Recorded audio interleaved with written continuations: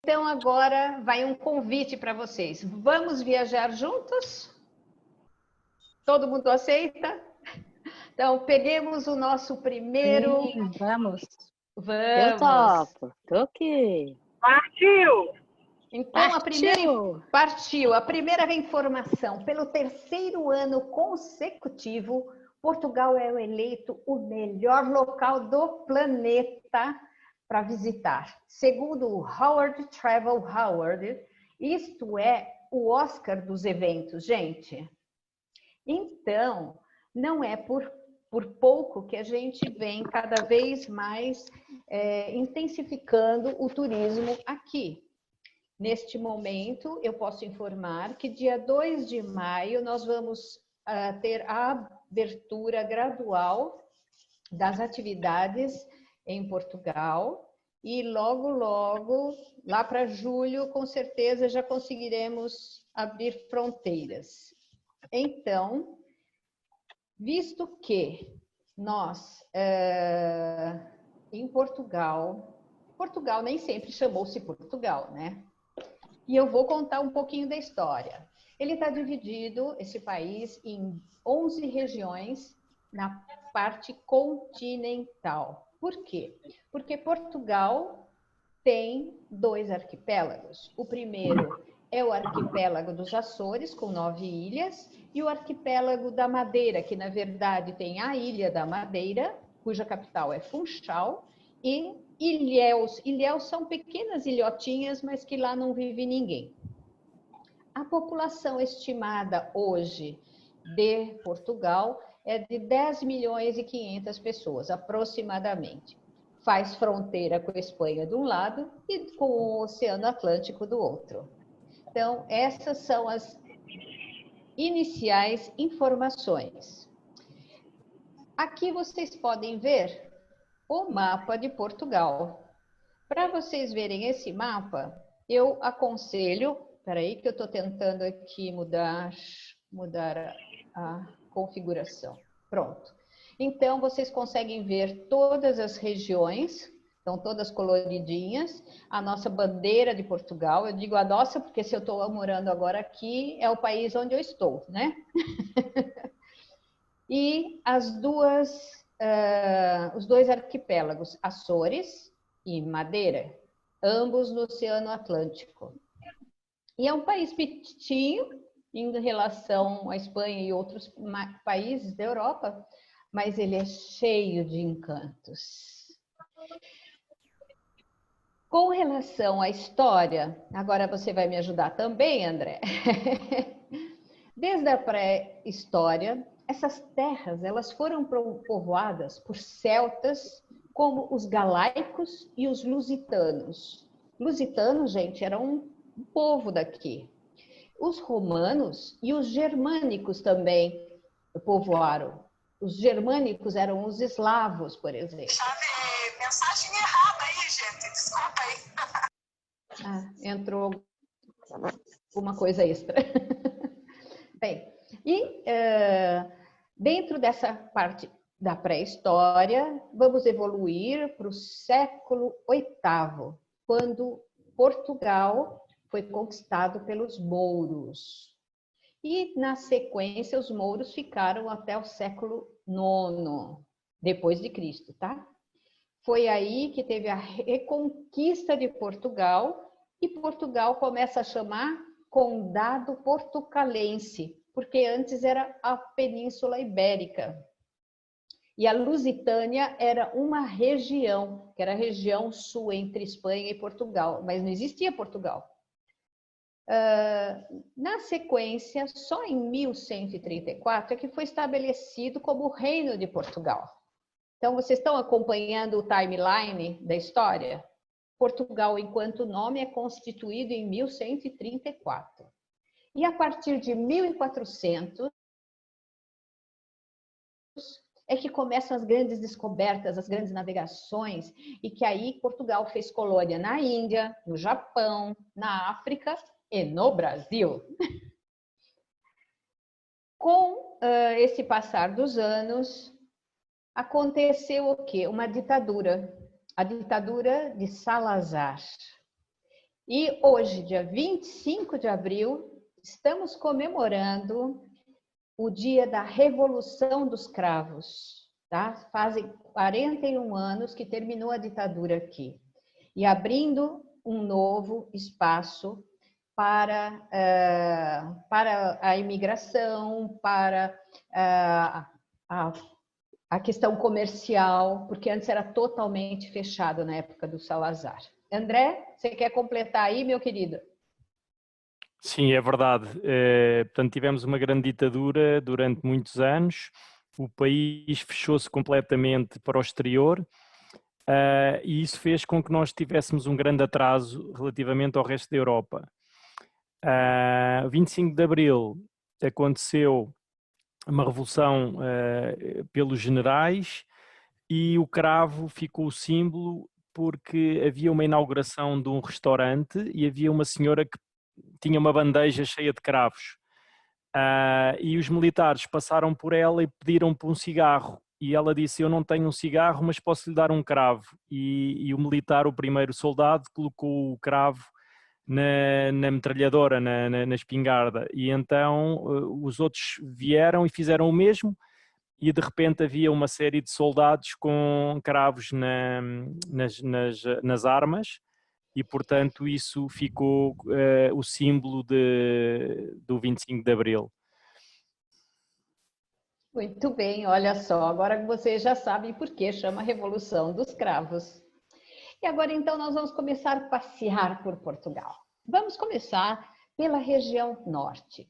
A região norte é delimitada com a fronteira da Espanha, também ao norte e também ao leste, né?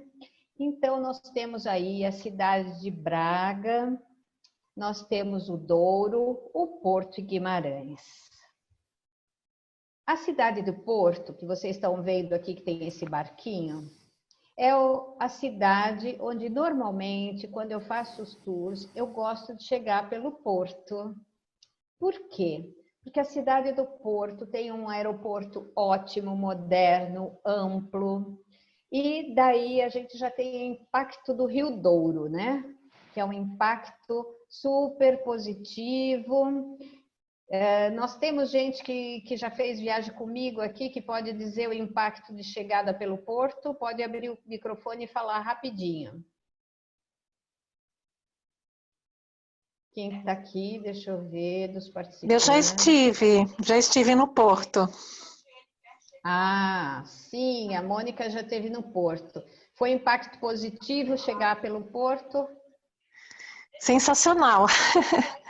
Muito interessante. Eu fui a trabalho, fiquei uns 16 dias aí, fazendo assessoria justamente com a Isabel. E foi bem legal porque a gente conseguiu o apoio de várias pessoas e a gente conseguiu um espaço na biblioteca para ela falar, no Porto Canal. E a gente descobriu também que o vinho do Porto não é do Porto. Isso Exatamente. mesmo. Nós vamos contar agora essa história. Obrigada pelo gancho. Tá ok, fica à vontade. Muito bem. Todo mundo conhece a cidade do Porto como a cidade do vinho do Porto. Então, nós vamos para duas histórias. A primeira, quando começaram a comercializar o vinho do Porto, porque assim, o vinho do Porto ele é feito ao longo do Rio Douro. Entretanto, a comercialização ficava na cidade do Porto. Aí chegou um prefeito, quis botar mais impostos, acho que vocês conhecem essa história, né, de botar mais impostos.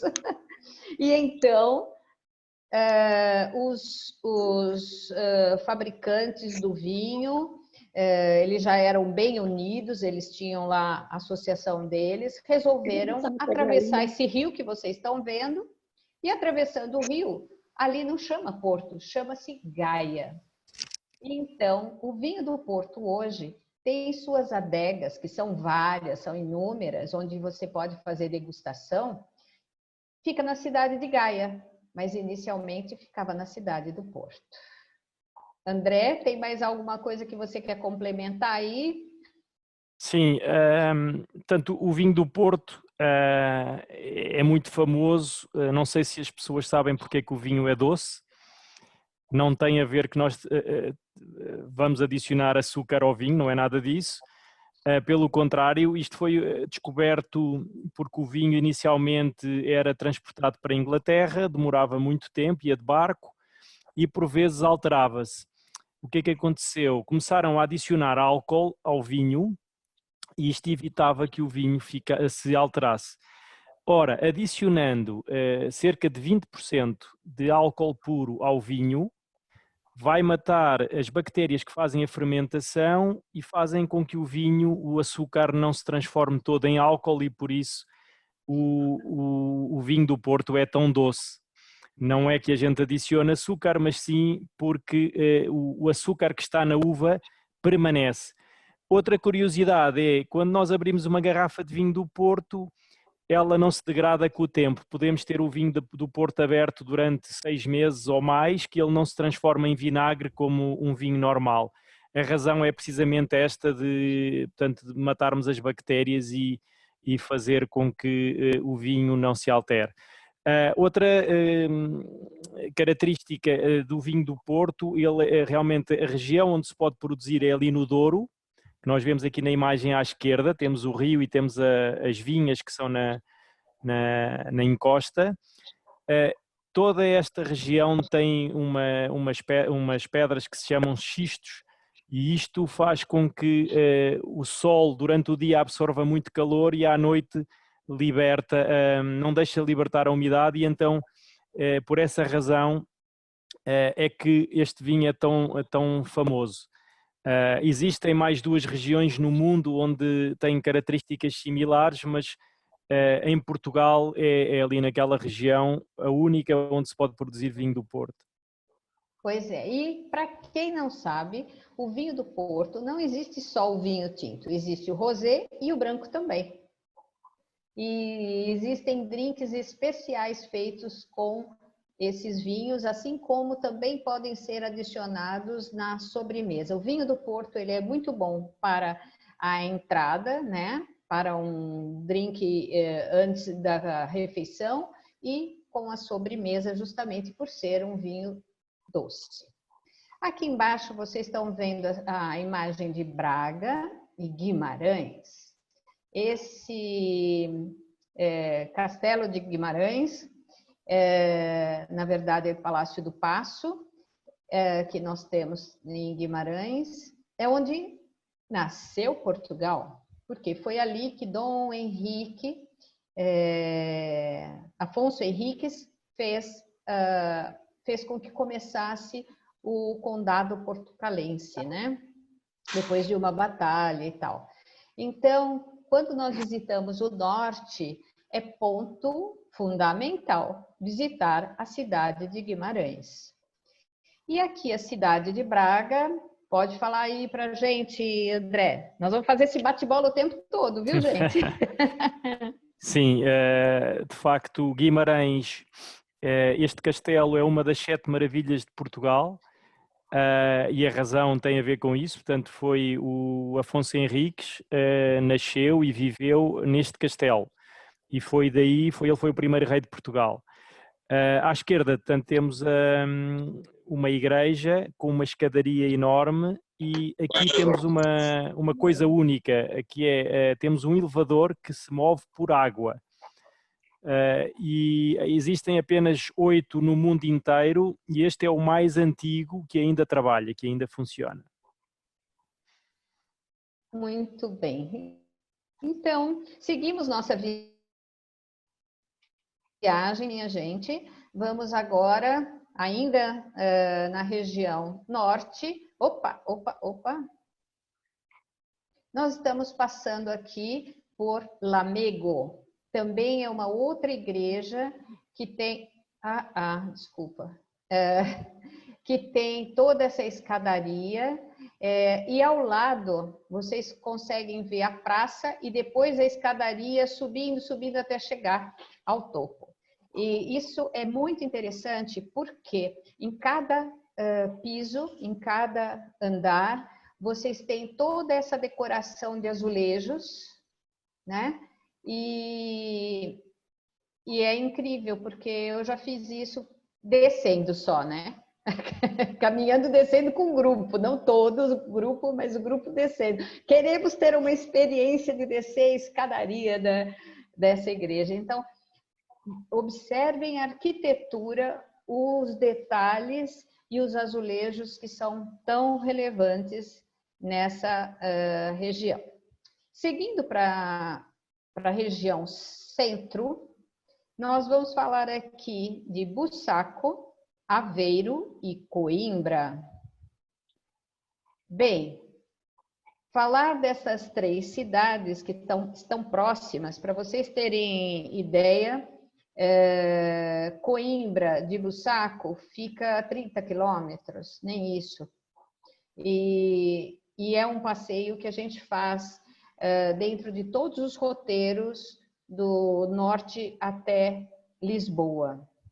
Então, Bussaco é um lindo palácio, onde nós temos um jantar de rainhas e princesas durante o nosso tour, e ele foi construído como o palácio de caça do último rei de Portugal.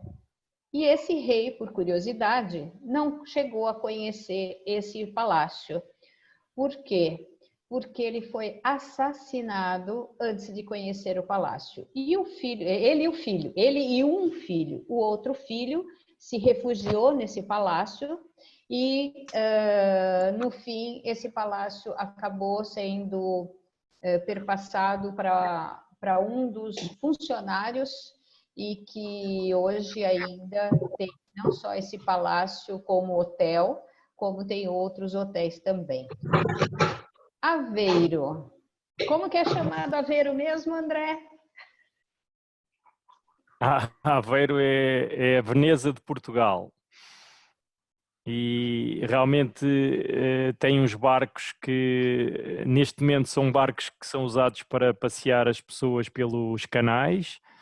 Portanto, Aveiro tem muitos canais, tem uma ria, que é a Ria de Aveiro, e estes barcos, havia 2 tipos de barcos, um para transportar o sal e outro para transportar o moliço, por isso é que eles chamam moliceiros. Moliço é aquelas algas, as algas que existem na água.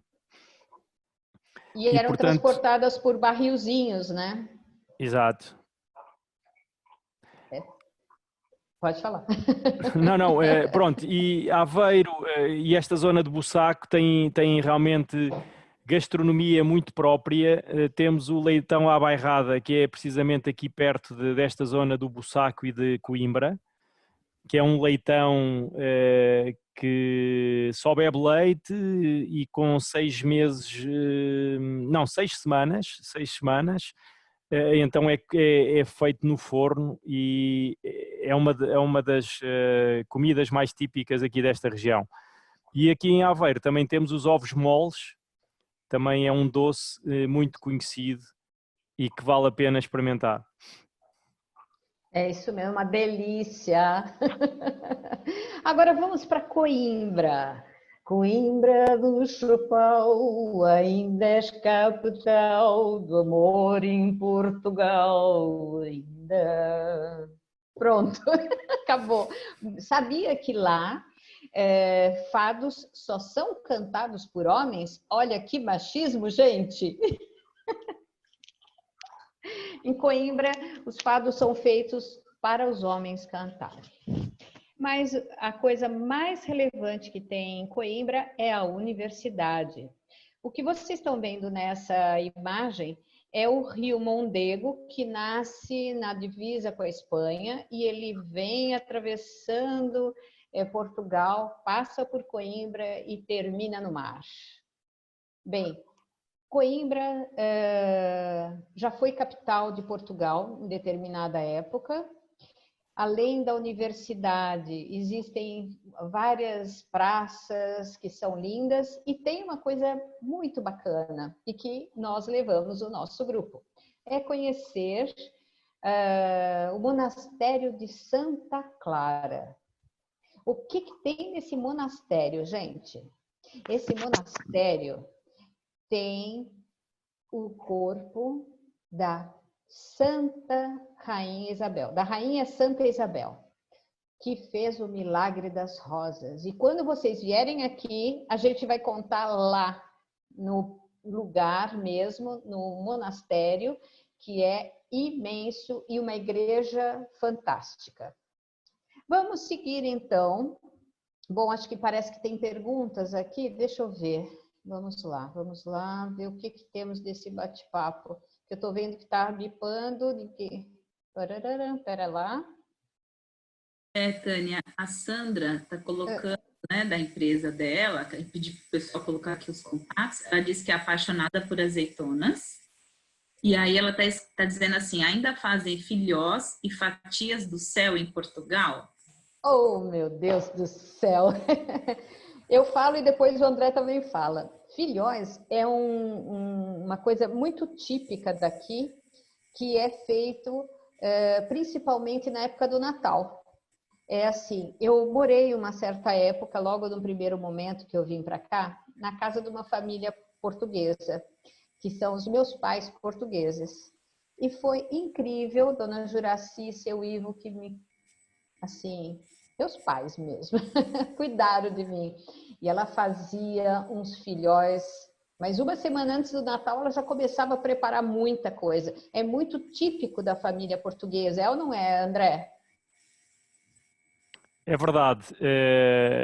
Eu recordo-me da minha bisavó fazer filhoses sempre no Natal, mas perdi um pouco essa tradição porque a minha mãe não tem essa tradição, nem a minha avó também não, de maneira que eu deixei de comer filhoses, mas é verdade que ainda há muitas famílias a comer filhoses na altura do Natal.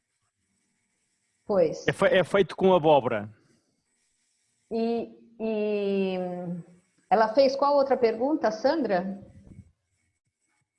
Não, foi só aí. Fatias do céu.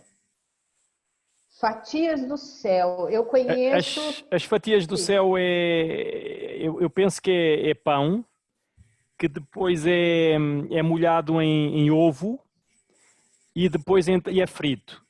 E são as fatias do céu. Pelo menos aquilo que eu me recordo. Exato, é isso.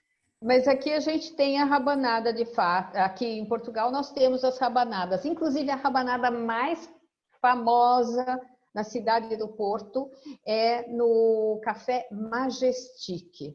Gente, custa caro, mas vale a pena. É para não esquecer jamais, porque ela, além de ser demolhada no leite não, ela é demolhada no vinho do Porto. Então você sente aquele sabor, sabe? E depois passa no ovo, frita, põe a canela, o açúcar, e é uma fatia gigante, maravilhoso. Quem vier para cá, olha que a gente vai fazer vários tours para Portugal assim que terminar a pandemia. Pode vir que nós vamos lá, num final de tarde, degustar essa rabanada. E a Cíntia também colocou que adorou Coimbra, e a Biblioteca Joanina, ela disse que é uma delícia. E é lindo. Colocou, né, que é isso, fatias do céu, bolo frito com leite de coco, de comer de joelhos.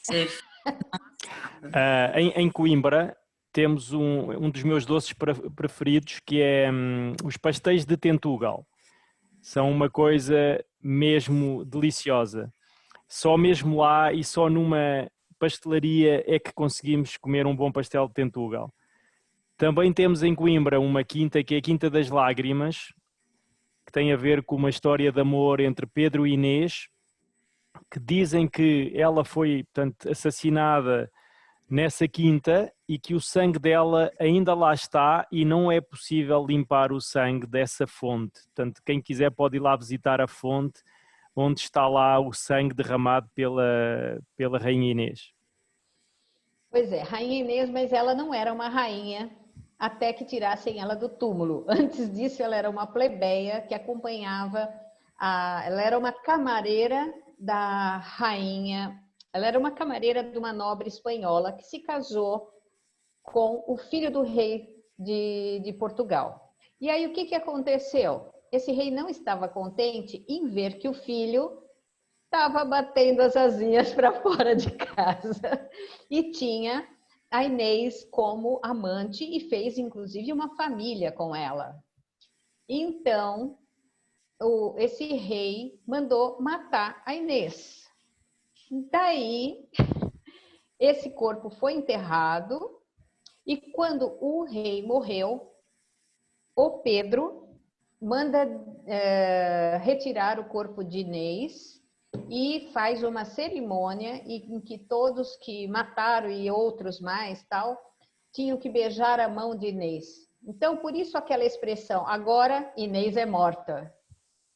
E a outra expressão, que é o beija-mão, tá? Isso começa como uma reverência à rainha que foi tirada do túmulo, que não era túmulo, não. Ali ela foi só enterrada. Depois que ela passa a ter um túmulo na igreja de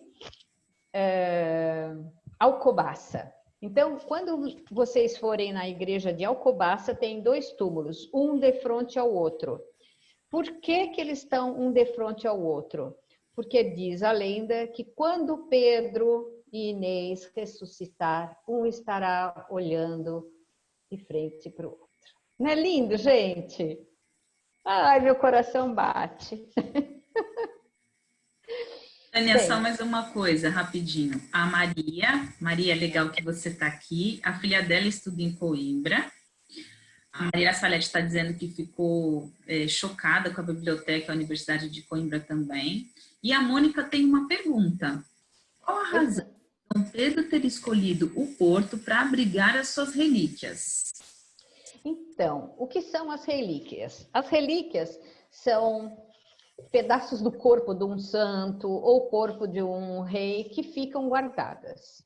E aí, no caso, as relíquias de Dom Pedro, o nosso Dom Pedro, que aqui é o Pedro IV, está numa igreja na cidade do Porto, tá? Mas a razão pela qual escolheram essa igreja em especial é que eu não sei e posso pesquisar. André pode ajudar nisso? Porque ninguém comenta o porquê. Eu também não sei, por acaso não sei. Sei que ele travou uma grande batalha com o irmão, portanto ele teve que regressar do Brasil porque ele tinha prometido a mão da filha ao irmão para que este pudesse estar a governar Portugal. Sei que eles, quando vieram, travaram uma grande batalha e não sei se não terá a ver com essa razão. Eu penso que terá a ver qualquer coisa com essa razão.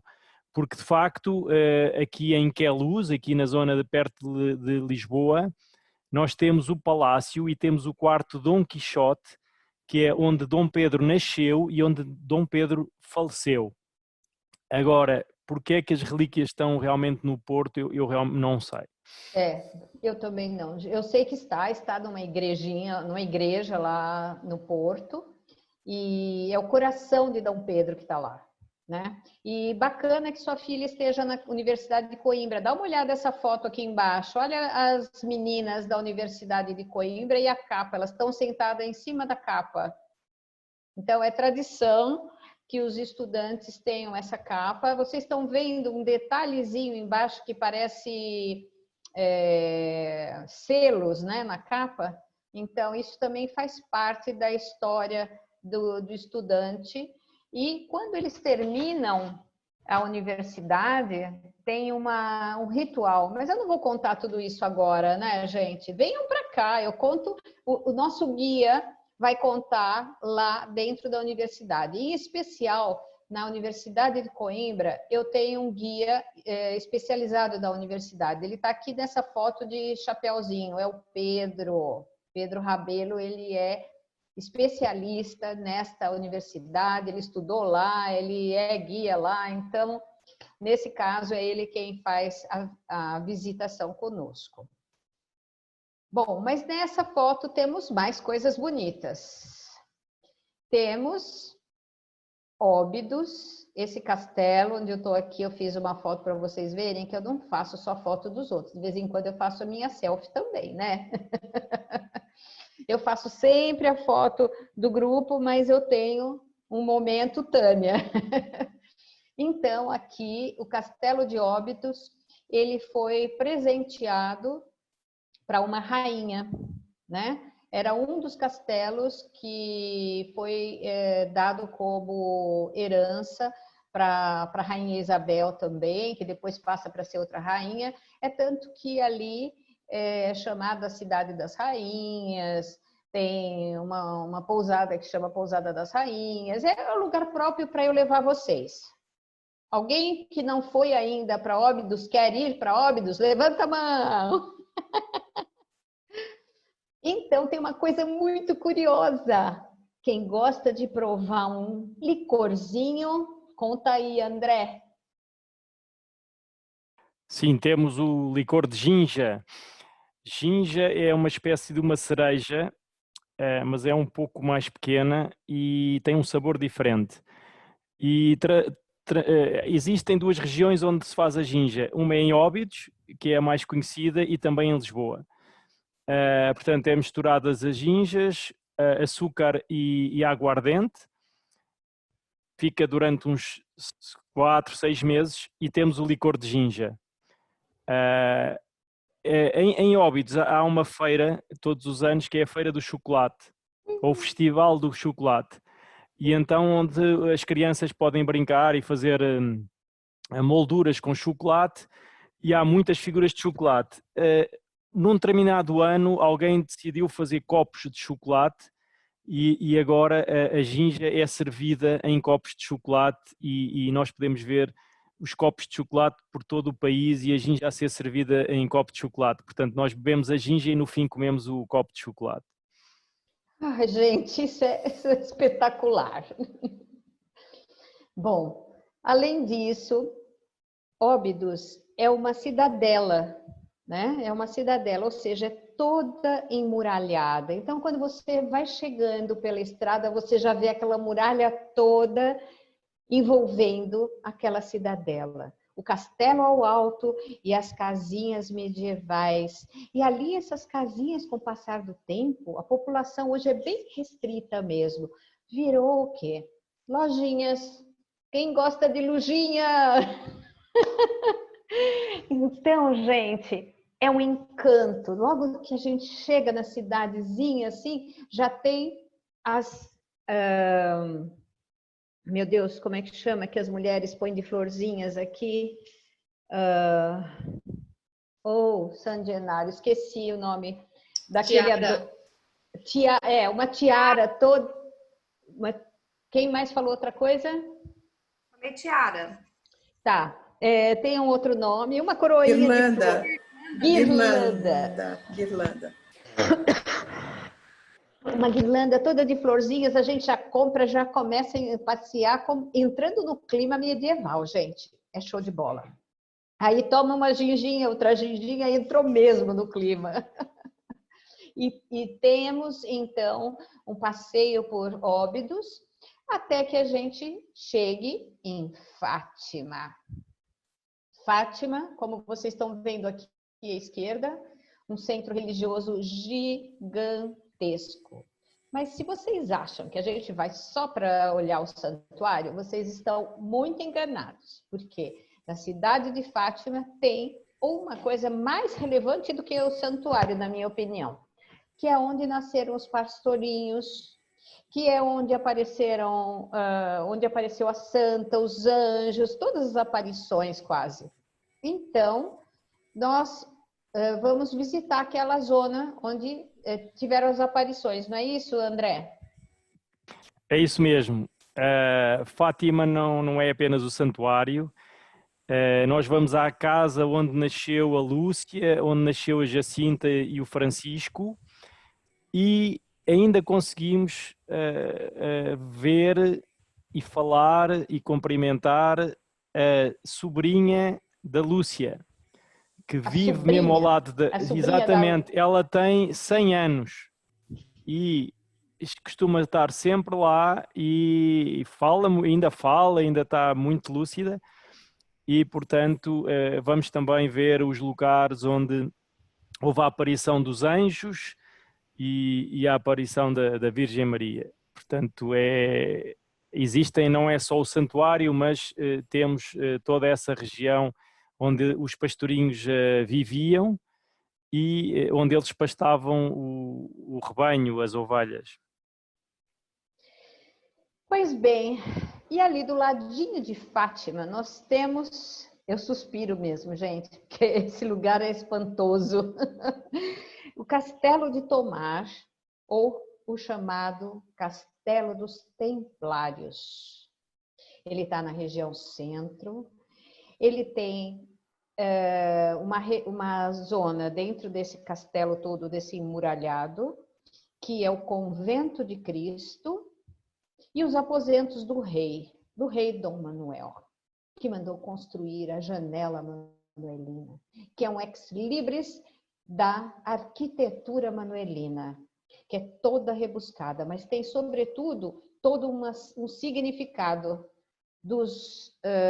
da época das navegações, do ser e do ter.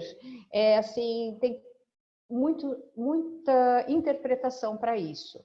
Vocês, então, podem ver aqui do lado direito, na foto superior, temos aqui uma vista interna de um dos claustros. Porque tem vários. O lugar é grande pra caramba. É uma manhã inteira ou uma tarde toda que a gente passa visitando e com uma visita muito especial. Quem já viajou comigo sabe o que existe aqui de visita especial. É ou não é, minha gente? Quem está aqui comigo que já veio aqui, hein? Estou aqui tentando ver quem são os participantes. Fernando ainda está aí? Salete? Estou aqui sim, fui aí, adorei. O que te chamou mais atenção, Fernando? Tudo aí chama atenção, tudo é maravilhoso. Eu estou aqui apaixonado por Portugal. Lugares lindos. Pois é, então olha, vê se você lembra dessa foto à direita embaixo, que é a Cherola, que é por onde os templários, antes de saírem para suas conquistas, passavam de cavalo. Sim, verdade. E ali, lembro sim. Isso é uma das interpretações, né? Dizem também que não só isso, mas Tomar, além de tudo isso, eu levo o pessoal para um almoço ou um jantar, depende do roteiro, num lugar muito especial, né? Uma taberna medieval. Quem gosta de experiências ali é show. André? E aí, mais algum complemento aqui? Não, está tudo dito. É um lugar recomendado a visitar, de facto. Os Templários, depois foram extintas a Ordem dos Templários e que deu origem à Ordem de Cristo. E a Ordem de Cristo depois é que foi a o dinheiro para todos os nossos descobrimentos veio da Ordem de Cristo. Porque a Ordem dos Templários foi extinta na Europa, mas aqui temos um testemunho de uma obra e de uma cidade realmente fantástica. Vocês vão amar. E agora a gente vai chegando já em Lisboa. Então, a região de Lisboa tem muita coisa para oferecer, muita. Eu só coloquei aqui 2 imagens, porque a gente pode falar de Lisboa talvez uns 2 ou 3 dias aqui sem parar, né, André? Sim, Lisboa propriamente dito, eu costumo dividir a cidade nós temos as 7 colinas, como Roma, portanto são as colinas, para mim é a zona histórica mais bonita, temos a zona do Castelo, depois temos a zona do Chiado e do Bairro Alto, depois um bocadinho mais afastado vamos para Belém. Que é essa imagem aqui que vocês estão vendo. Que é esta imagem, isto é o Mosteiro dos Jerónimos. E depois temos também a nova parte de Lisboa que muitas pessoas não conhecem, que é a Expo, onde temos o Oceanário, onde temos já edifícios modernos. Mas digamos que a parte antiga é muito interessante e as pessoas adoram, principalmente por causa dos miradores e por causa também dos elétricos que ainda temos a funcionar, bastante antigos, feitos em madeira. E aqui vocês podem ver... Tânia, deixa eu só falar alguns comentários aqui no chat. Sim. O pessoal tá... A Catê está dizendo relatos maravilhosos, a Sandra disse linda história, falou que delícia, a Cíntia colocou que tá... eu coloquei, né, que eu tô emocionada, porque Fátima, minha família da Ilha da Madeira, tanto de parte de pai e mãe, então foi muito legal lembrar todos esses lugares. A Caroline, lugar maravilhoso, Maristela falou que é emocionante, e a Eleise falou que é, Tânia, acho que você já tem uma pessoa aí para sua próxima... Para nossa próxima viagem, venha com a sua mãe, Eleise. E a Caroline colocou que quer visitar a taberna, e Catê disse que o Tomar é um lugar majestoso, tá? Tem mais uma amiga aqui, ó. Sim, que ótimo! Reunião em turma aí. Oba! Prazer! E a minha irmã também está aí assistindo lá de São Paulo, a Eliane Viviane. Vem cá, meus avós são de Portugal. Meu avô de Águeda Aveiro e a minha avó de Maceirinha, do lado de Maceira, Fátima em Leiria. Então, o sonho da minha vida é conhecer Portugal. Ainda não tive oportunidade, mas eu vou. Pode se preparar. Vocês. Ótimo. Eli, você já começou a guardar no seu... Sentei, tá muito alto eu. Então, o envelope dos sonhos. Eu sempre informo dentro do grupo. Eu faço isso. É isso mesmo. Então, continua, porque o dólar, o euro subiu ontem, afinal de contas, o Bolsonaro tomou aquela atitude, o Moro, enfim, não interessa, porque aqui não é momento de falar de política. Mas o que interessa é que nossos sonhos vão se realizar. E então, esse arco maravilhoso que vocês estão vendo é o arco da Praça do Comércio, e essa rua que vai aí à frente é a Rua Augusta. São Paulo nós temos uma Rua Augusta que já foi muito famosa, né? Então tem aí as raízes. E aqui do lado desse arco tem duas coisas interessantes. A primeira é o Museu da Cerveja, porque a cerveja foi trazida pelos romanos. E aí, naquela época, Dom João, para conter que os portugueses queriam era tomar cerveja, mas ele queria proteger o produto nacional português, que era o vinho. Não era ainda uma nação naquela época, Portugal ainda estava... Não, Dom João já sei. Então, aí o que ele fez? Ele pôs uma lei que os portugueses estavam proibidos de tomar cerveja. Só os estrangeiros podiam. Olha que coisa mais maluca! É muito interessante, vale a pena conhecer o Museu da Cerveja e aproveitar, tomar uma cerveja e comer um pastel de bacalhau, porque aqui não chama bolinho de bacalhau, chama pastel de bacalhau. E os mais comentados e que principalmente os brasileiros amam é o pastel de bacalhau com queijo do Serra. O queijo da Serra, gente, é aquele queijo cremoso, saboroso. Então, pode já guardar os euros para vir aí comer esse pastel de bacalhau, bolinho. Então, já vi gente que chegou em lugares, em aldeias, eu quero um bolinho de bacalhau. Não temos, mas eu estou vendo aqui na vitrine. Ah, senhora, esse não é bolinho, esse é pastel de bacalhau. Aqui em Lisboa não, o pessoal já conhece, mas dependendo de onde vai. Agora nós vamos falar de um lugar que é o Palácio da Pena. Então, a área de Sintra e Cascais é especialidade do nosso amigo André. Né, André? Então, eu deixo com você e depois eu vou dando os pitacos. Ora, o Palácio da Pena e toda esta região aqui de Sintra realmente é uma zona fantástica. Já na época dos romanos, na época dos mouros, os reis gostavam muito de Sintra.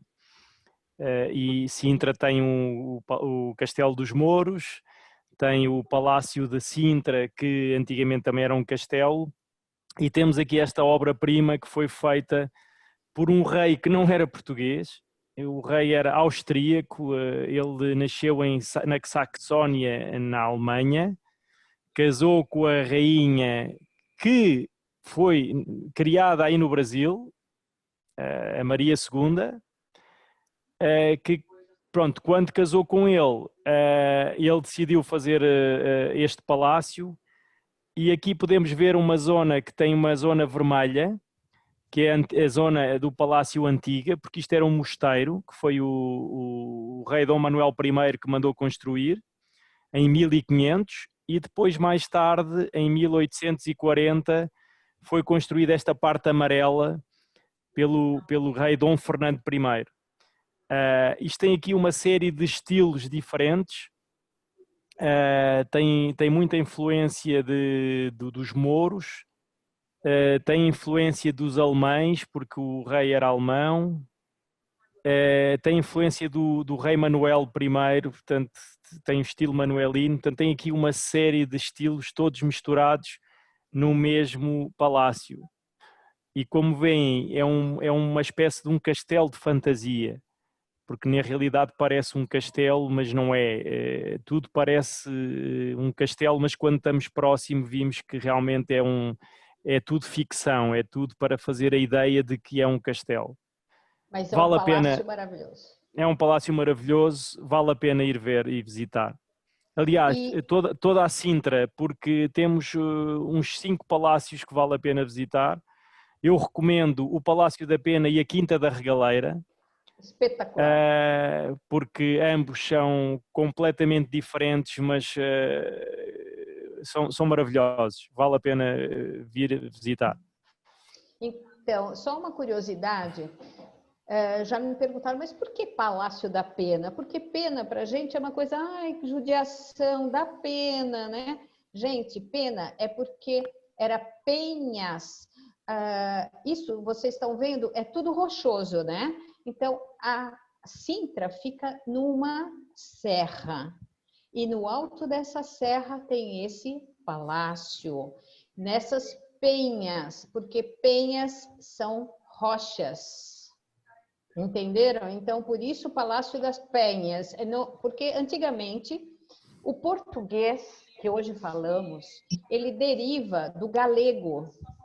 Ele começa, porque era tudo Península Ibérica, pensa. Era tudo Espanha com condado e tal. E aí, conforme vocês vão vendo a evolução da língua, então, o galego, se vocês forem para o norte, se forem para Galícia, que fica na Espanha, que é onde fica Santiago de Compostela, eles vão falar um idioma que é muito parecido com o português. Eles vão falar casa, eles vão falar igreja, é com X, tudo é com X lá. A Xuxa deve ter nascido lá. Então, agora nós vamos sair de Cascais e vamos sair de Sintra. Quando vocês vierem, vocês vão conhecer muita coisa, mas eu vou entrar já para o sul. Então, só voltando lá no mapa de Portugal, só para vocês entenderem o que a gente já viu. Vocês conseguem ver essa minha setinha? Tá. Então, nós saímos daqui da cidade do Porto, fomos descendo por Aveiro, passamos por Coimbra, já entramos aqui na região entre Santarém e Leiria, é uma região, né? E já passamos daqui, fomos a Fátima, fomos a Lisboa, Sintra fica aqui nessa região, e agora nós vamos continuar descendo e vamos para Évora, ok? Depois de Évora, a gente vem até aqui embaixo no Algarve. E aí a gente vai mostrar alguma coisinha dos Açores também. Só uma, porque senão não dá tempo, né? Bom, então voltamos lá onde estamos. Aqui. Essa é a cidade de Évora. E vocês estão vendo esse templo aqui, né? Chama Templo Romano, é do século I. E ele era antigamente chamado de Templo de Diana, né? Na época dos romanos, a deusa Diana, né? Eles achavam que isso daqui era da deusa Diana, mas depois os arqueólogos mais recentes perceberam que existia um espelho d'água aqui. E quando existe espelho d'água, é um templo aos imperadores. Então, hoje é chamado de Templo Romano, porque não se sabe a que imperador foi feito esse templo. Nessa cidade de Évora, nós temos aqui uma pousada, que também pertenceu depois, porque todas as pousadas eram palácios e castelos, e hoje são hotéis, tá? Bem, nessa cidade e na região sul de Portugal, a gastronomia é muito peculiar. Então, olha aqui, sopa de cação alentejana. Nós já estamos na região do Alentejo, porque quando a gente vem descendo, passamos de Lisboa, tem um rio, que é o Rio Tejo. Atravessou o Rio Tejo, é Alentejo, certo? Essa é uma região já muito plana e que tem, além de ser plana, tem uma vegetação mais seco, mais baixinho, mais arbusto. Hoje tem uma plantação incrível de oliveiras em uma região, muito sebreiro, e eu vou já falar o que é o sebreiro para vocês. Vamos terminar aqui a gastronomia. Migas. O que é isso, Tânia? Comer migas. Pois é, as migas são feitas com pão bem temperado, com aquele azeite do próprio chouriço. Estão vendo que aqui, olha, miga tem chouriço. Chouriço é uma linguiça, né? E então é feito com a linguiça toda temperada, tal, mas dentro é a miga, que é um pão que vai ser um pão amanhecido, todo temperado, molhadinho, mas é uma delícia. Então, a base da comida alentejana é o pão, não é, André? É verdade. Existem muitos pratos típicos aqui no Alentejo. Vale a pena experimentar, porque são muito saborosos e realmente são únicos. São únicos. São únicos. Aqui você vê a sorda, que é feita também com pão, não é isso? E aqui o lombinho. Agora, olhem aqui para a direita. Agora, o que esta árvore quer dizer, gente?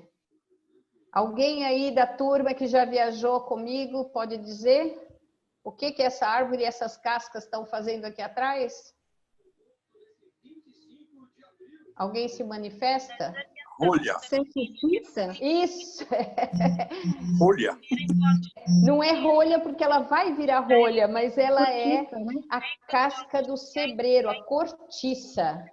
Vocês não recebem Então, nós levamos o grupo, quando vai para o sul, nós fazemos um roteiro sul de Portugal com sul da Espanha. Espanha eu mostrei a semana passada. E nós visitamos uma empresa beneficiadora da cortiça. Então, a cortiça leva de 7 a 9 anos, que é uma casca dessa árvore. Tá vendo aqui que ela tá pelada aqui embaixo? Foi tirada. Por que eu não estou vendo? Do lado direito tem uma árvore. Tá vendo a árvore? Não. Eu não. Deixa eu virar meu telefone. Ah, deve estar cortando. Só para ela abrir a imagem, que dá para ver. Põe a imagem na eu tive que eu diminuir. Aumenta e vai ver.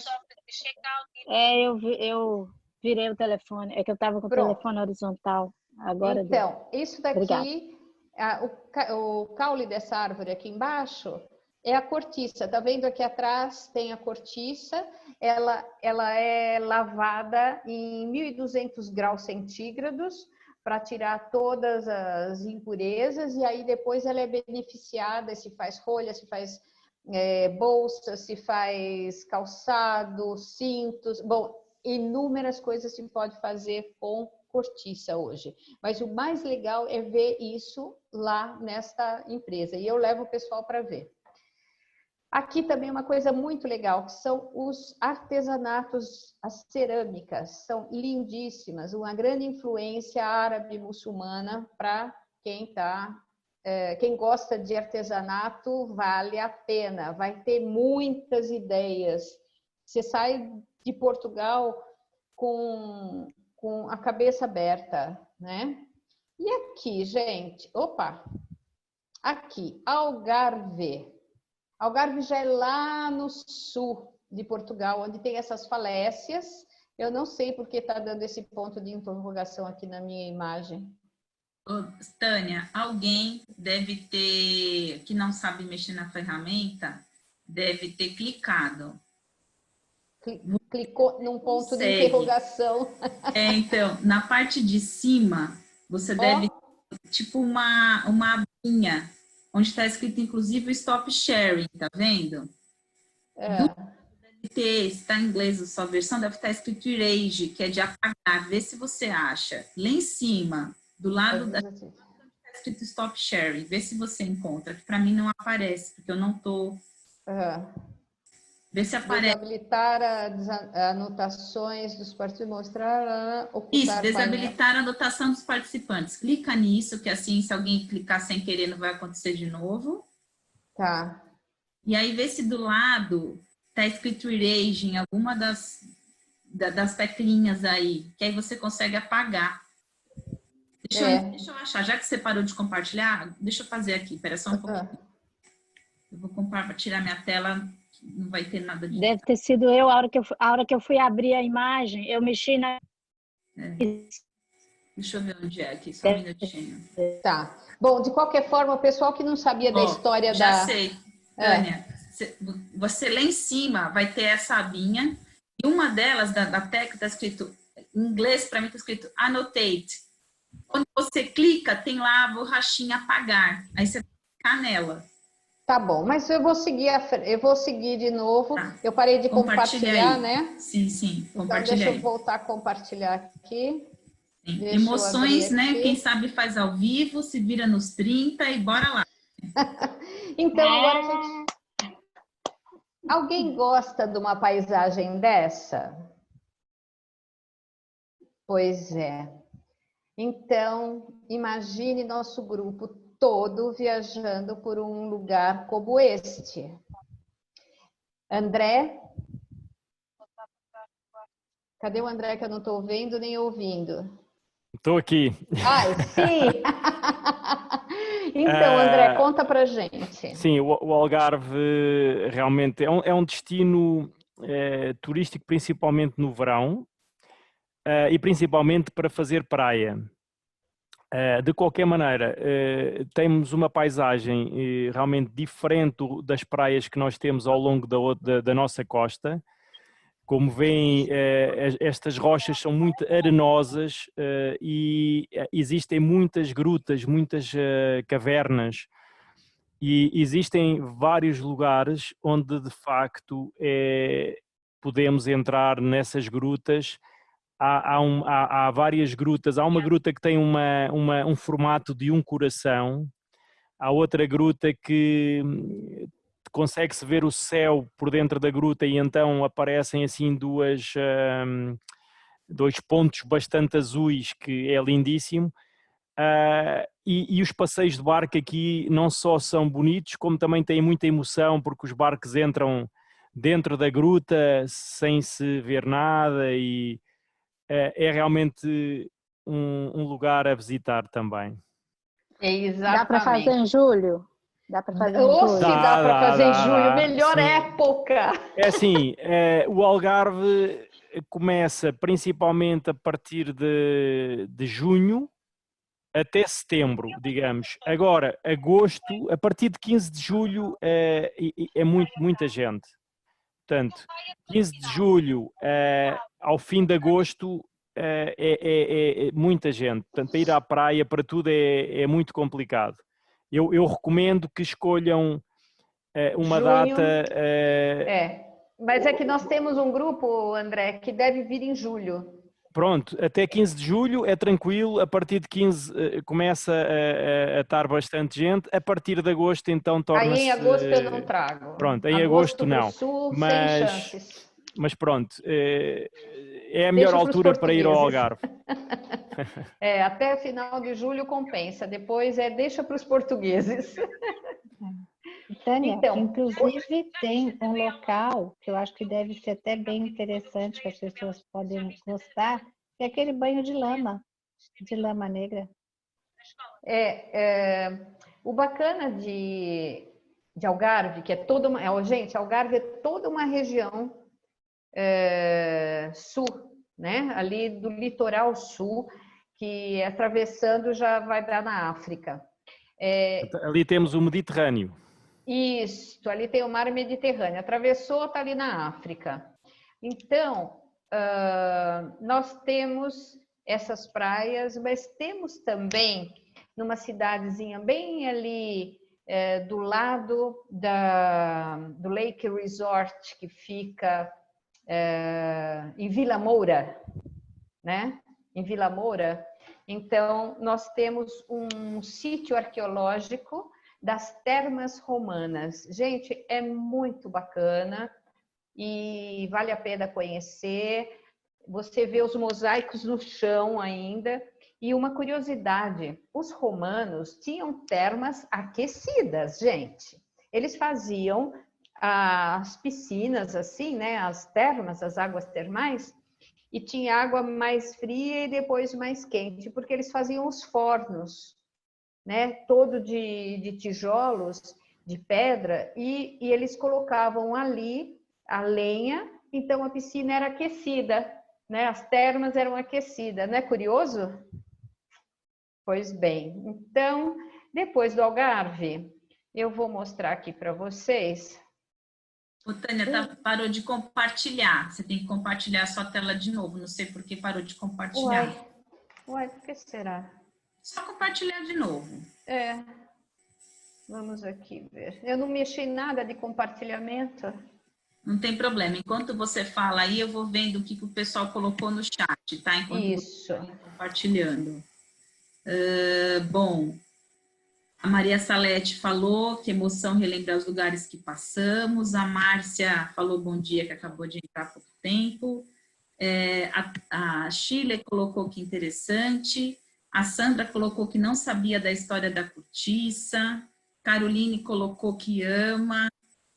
A Sandra falando lindo lugar, vou conhecer com certeza. A Angélica disse que ama, tive experiências fantásticas, spas maravilhosos. A KT colocou Algarve, é muito parecido com a ilha de Milos, na Grécia. O calcário transforma a cor do mar num azul turquesa maravilhoso, lindo. E a Ellen colocou que ama arqueologia. E a Marisa, não sei como é que se pronuncia, perto de Londres também tem as termas. E a Eleise acabou de perguntar os famosos ovos de Aveiro.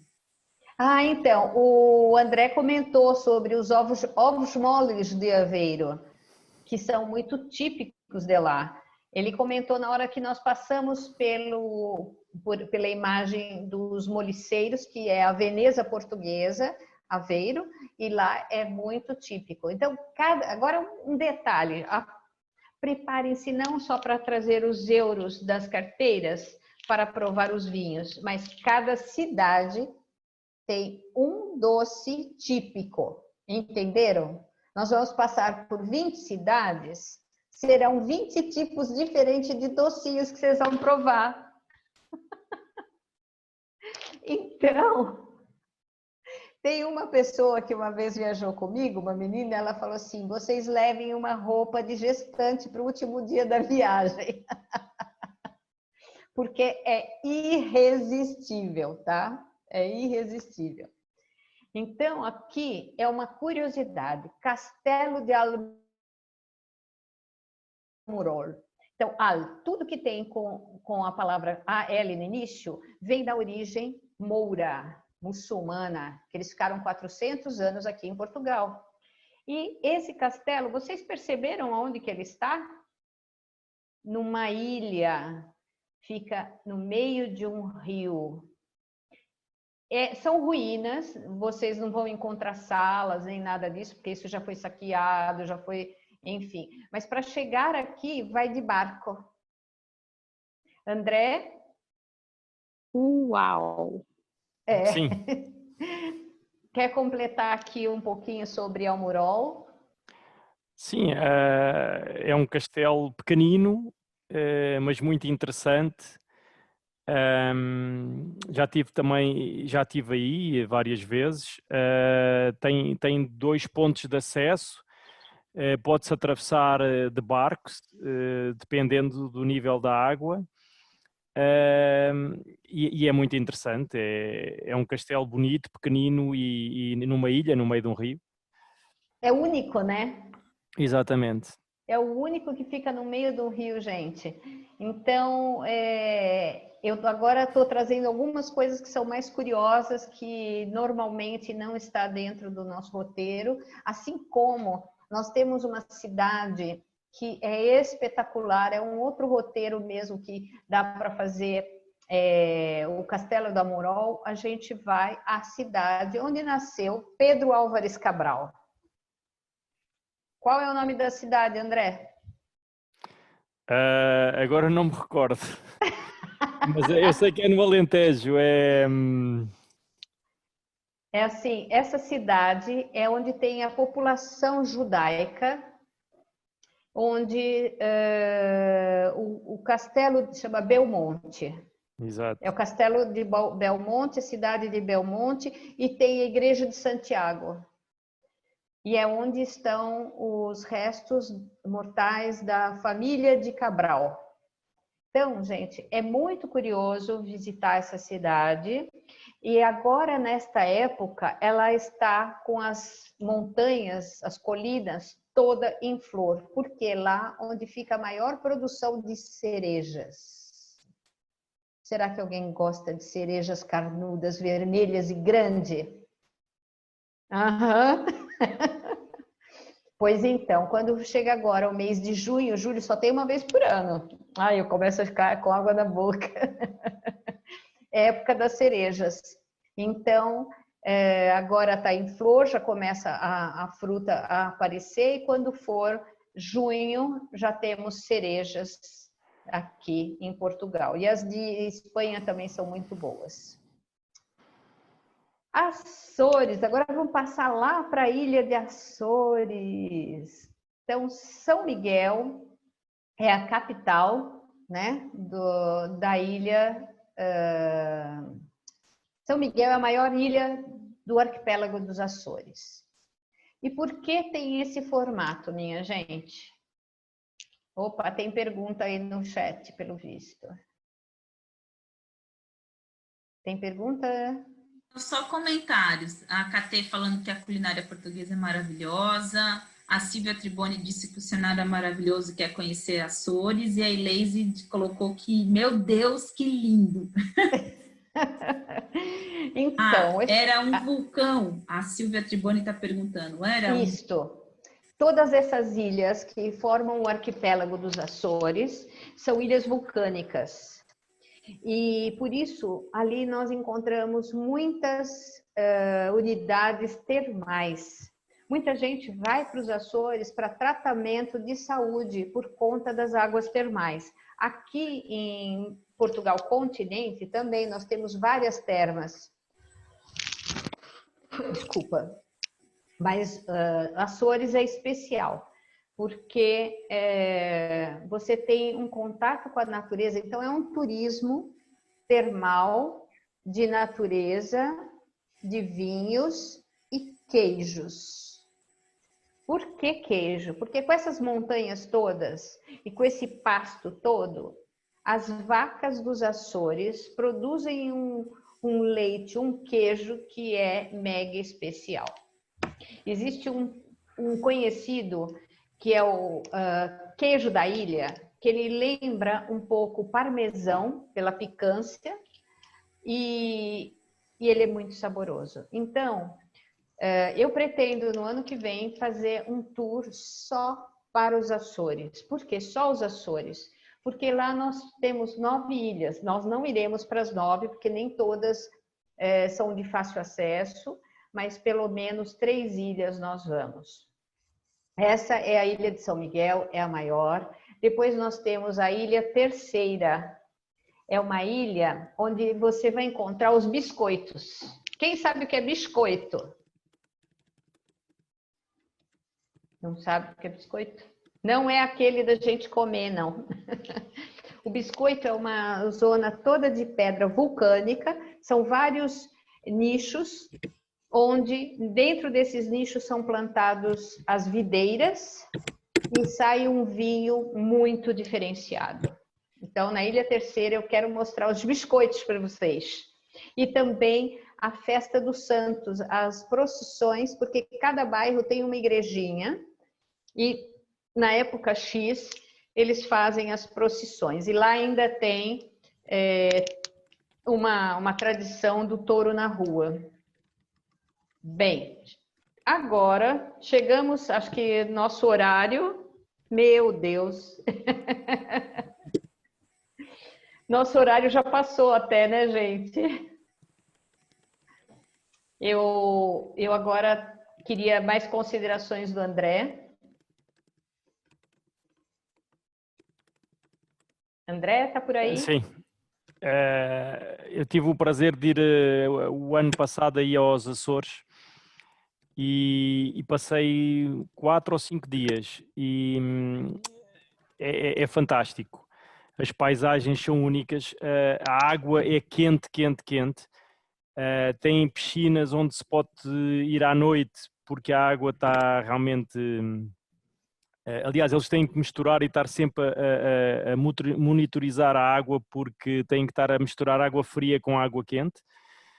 Existem restaurantes onde a comida é cozinhada dentro de um buraco na terra, portanto há um cozido que é feito onde é feito um buraco, é colocado toda a comida dentro de um saco e ao fim de umas horas a comida está cozinhada. Tem cascatas, tem trilhos, tem paisagens realmente fabulosas. Esta imagem que estamos aqui a ver é as 7 cidades, é a Lagoa das 7 Cidades. Uhum. É realmente a mais bonita, mas existem muitas outras lagoas, muitos outros lugares para visitar. E as flores, têm hortenses, muitas hortenses, muito verde, tudo muito bem arranjado, as estradas, tudo é realmente fantástico. Comida também excepcional, portanto recomendo, Açores é um ponto a visitar. Um dia eu falo só de Açores, assim como eu já falei da Madeira recentemente, porque a Madeira, nós vamos ter um Réveillon na Madeira, né? Réveillon na Madeira, mais 2 noites em Lisboa. Vai ser uma semana e daí, então, quem ainda não conhece Portugal, nesses 2 dias em Lisboa, um deles eu recomendo e nós vamos marcar e vamos organizar um tuk-tuk.